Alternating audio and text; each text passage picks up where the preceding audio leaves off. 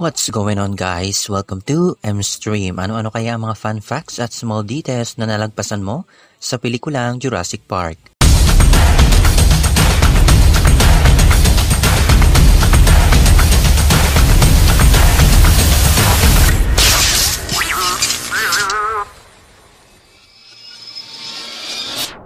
Before we begin, you can comment down below to join in my custom shoutout.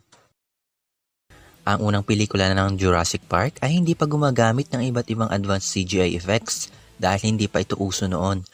Kaya ang isa sa mga sekreto ng kanilang tagumpay ay ang ilang stop motion, puppets, at ang ilang electronic robot dinosaur o yung mga tinatawag nilang animatronics.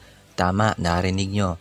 Gumawa sila ng iba't ibang robot dinosaur na kaya nilang kontrolin. National Weather Service is tracking a tropical storm about 75 miles west of us. Ay, why didn't I build in Orlando? Ang bagyong ito ay hindi lang basta bagyo kundi isang Category 5 hurricane. Habang sila ay nagsushooting sa Hawaii, isang hurricane ang dumating at ang hotel na kanyang tinutuluyan ay nasira. Mapapansin naman natin dito ang anak ni John Hammond na nanonood ng pelikulang Jaws. Lahat naman ng ilang magagandang pelikula ay hindi may iwasang magkamali. Tulad na lang ng spelling ng mga pangalan ng ilang dinosaur.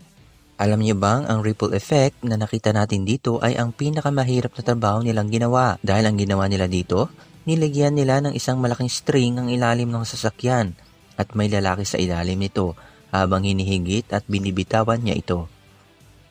Alam niyo bang ang bubong ng sasakyang ito ay hindi dapat masisira pero sabi ko nga ang mga dinosaur na ito ay mga robots, isipin niyo kung gaano sila kahirap kontrolin at gaano sila katigas.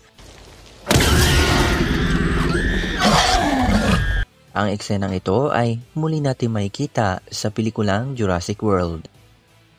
At yan ang ilan sa mga fun facts at small details na napansin ko sa pelikulang ito. Huwag kalimutan mag-iwan ng like, subscribe my channel, hit that notification bell. I'll see you next time.